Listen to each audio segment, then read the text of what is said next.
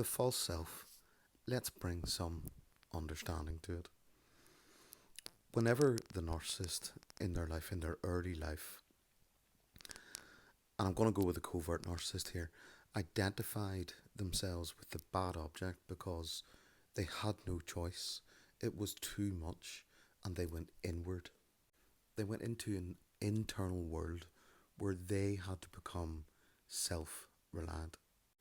This is known as narcissistic libido. A place where they had to create an idealized version of mother internally to keep safe, not the actual external mother that they were born to, but an actual self reliant, fictional, internalized version of mother that they idealized. Now, when the false self actualized, which is much, much later in life, that is when the grandiose false self that they've been projecting outwards becomes larger than the true self, i.e., it quells the voices of um, inability or insecurity. It merges with this idealized fictional version of mother internally. It becomes part of the false self. It is the false self's thinking mind.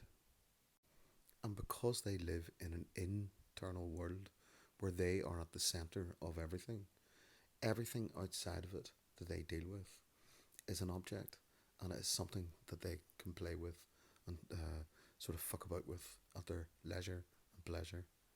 So when they met us and this narcissistic elation happened, when they merged with the internal snapshot, the internal vision that they took of us, which they had already invested everything into and idealized and created a version of you that was going to behave in a way that was sort of subservient to the idealized version of mother, the false self inside of them.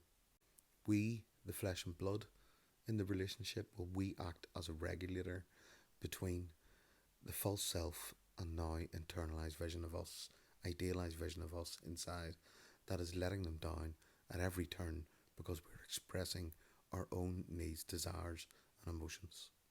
This is why you started to see a very competitive relationship, because the idealized version of mother, the fictional version, is having an argument with the other idealized version of mother that they have internalized, which is you, in the hope that they can get away from the idealized mother they had to fictionalize.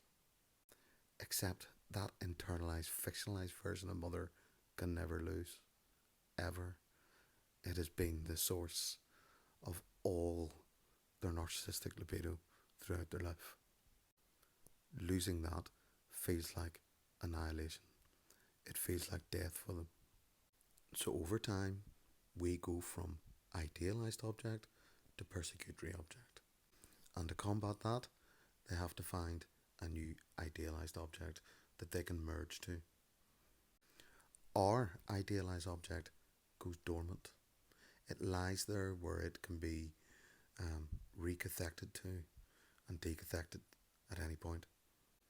The new object, the new partner that has been internalized, well, guess what? Its internalized, idealized object joins forces with our old, dormant, idealized object to now tackle the now very much so alive, persecutory object that represents us. This is anticathexis. This is them beating down and proving to themselves how grandiose and great they are at your demise.